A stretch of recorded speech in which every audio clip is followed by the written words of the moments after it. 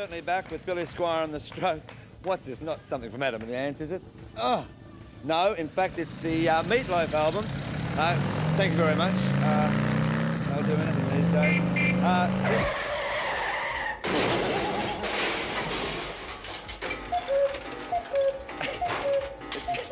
It sounds like me driving home without my driver or the taxi driver. Actually, this is the Meatloaf album. I showed you the cover a couple of weeks ago. I've now heard the album. I was very apprehensive because I thought that it might be sort of the scraps of the new Jim Steinman album, who wrote this album for Meatloaf. In fact, I can safely say I think this is better than Meatloaf's last album, Bat Out of Hell.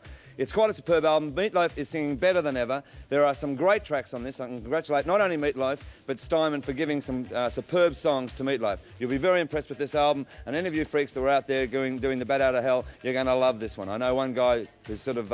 he goes to a party and he mimes all of Meatloaf. Well, you're going to have a ball with this one. All right, one particular group that aren't as big as Madness, but should be. I think they're not so much in the same vein. They're very good friends, and they've got a great song out now, The Specials with Ghost Town. Bands won't play no more. Too much fighting on the dance floor.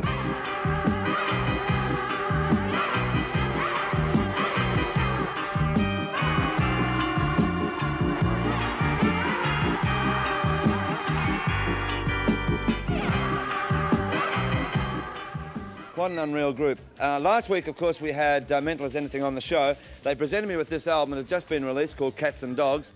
It consists of 12 tracks, and I must admire this group. They've come out with two superb tracks already this year, and this album equals anything that you've heard of those two tracks. They're a very clever group. Each song is so different, and as I say, they're a group that not only are great live, but are also great on record, and congratulations to the boys. Watch out for them.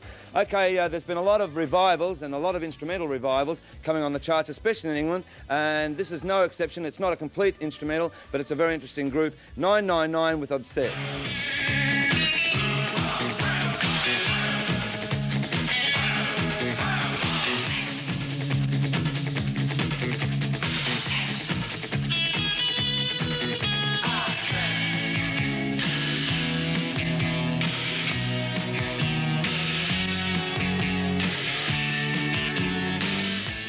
Well, there you go, 999. It sort of looks a cross between the Village People and DEVO, but in fact it does work, and it's a very interesting clip, and we hope to show that in full. In fact, wait till you see Adam and the Ants there when you'll talk about clips. All right, hold on, I've got news for you later.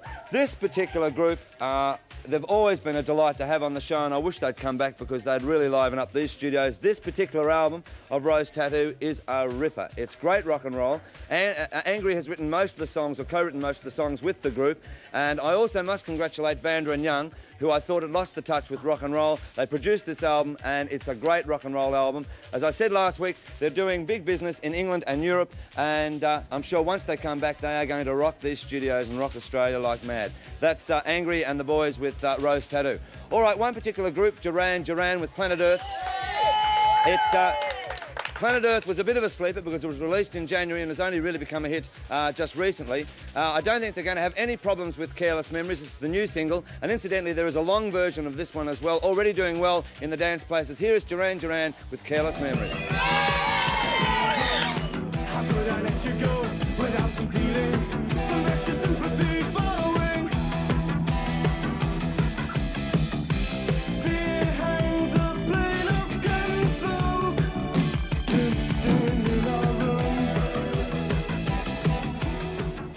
All right, that was Duran Duran. Earlier this week, I spoke to Rick Springfield in LA. He is absolutely knocked out that he's having the success on the Australian charts. He had the #1 with Jessie's Girl in America, and he may, in fact, come out here early next year and could be doing our Rock Awards and being the host. So there's something up the sleeve. Talking about tours, the 3XY jocks have sort of been all going on tours lately, and a lot of them haven't come back.